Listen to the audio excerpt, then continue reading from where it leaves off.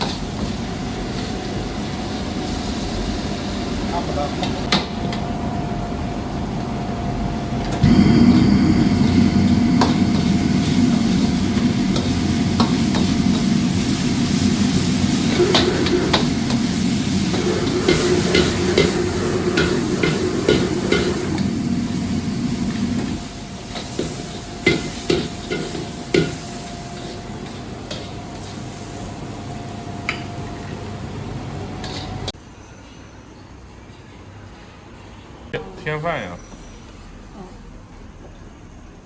我的选择是红酸汤加清汤，白酸建议外地人别选，一般来说肯定吃不惯。红酸汤就是冬阴功的味道，我也不太喜欢，我喜欢吃清汤。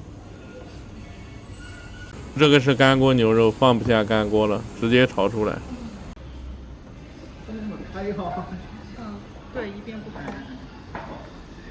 味道是好吃的，偏干香，有牛香味，但发挥不出来它食材的味道，我不建议你们点。我之前拍过上海那个视频的干锅牛肉，还是吃不成，牛膻味没压下去，而且完全没牛香味。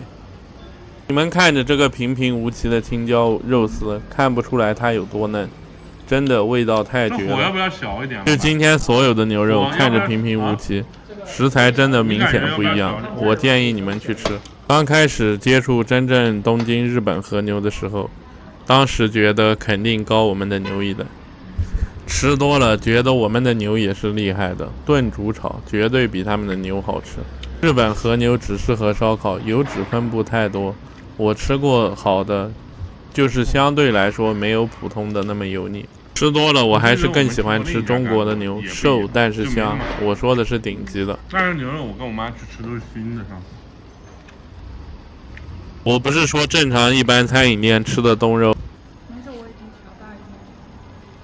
煮红酸还是煮哪个？都煮。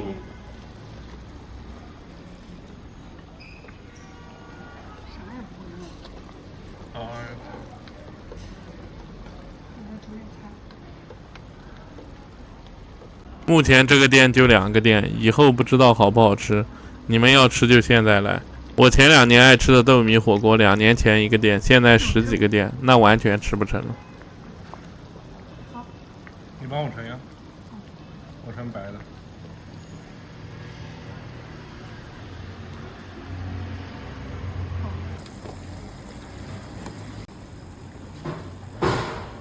搭配的这个辣椒蘸水只有一点胡辣味，没有任何其他味道，很淡，非常适合发挥牛肉的味道。红酸就是泰国冬阴功的味道，在这个场合不搭配。就这个牛肉看不出来好吃，就和你去什么今日牛市左庭右院的看着差不多，也跟你们在上海找个贵州人开的贵州黄牛肉火锅看着也差不多。你们能找到的，能想到的，我都吃过，我都对比过，真的不是一个东西，吃过就知道。就这几个小工的营销能力为零，比较内向，完全不会介绍他家的肉。我吃过这个牛肉那么顶，我才好奇去想问问哪里来的，问了他们才告诉我的。产地是贵州安顺关岭的牛肉，还是国企生产分配的。他说的我也没全信，但是口感香味让我信了。我之前跑去后厨看牛蹄筋牛杂的品相，和我家楼下超市买的没区别。我问他们，就这个不是牛肉一起的吧？他们挺老实的，承认了，说对，然后告诉我牛哪里来那么多东西。我但是尝了下，和我家楼下超市买吃一口就丢的，咬不动，腥味重的比，嫩的离谱。我现在吃美食已经完全克服了家附近好吃这个正常人有的情感观念了。这个店的牛杂香味重，没腥味，很嫩，太好吃，后悔药少了。贵阳也不是都好吃。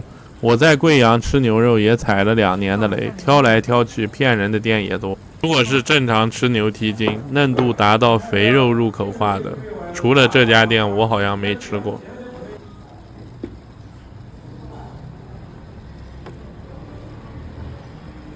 你们仔细看一下这个牛蹄筋的品相和嫩度，肯定不一样。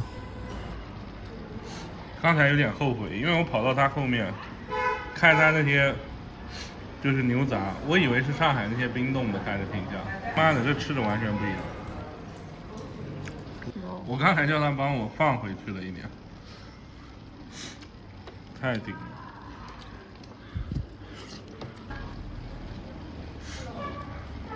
就这个白菜跟上海的也不一样，有一股青菜的清香。评分等级6，4颗星，高级的食材，专业的技术。就这个价位吃高级的食材太实惠，全部加起来200多一点。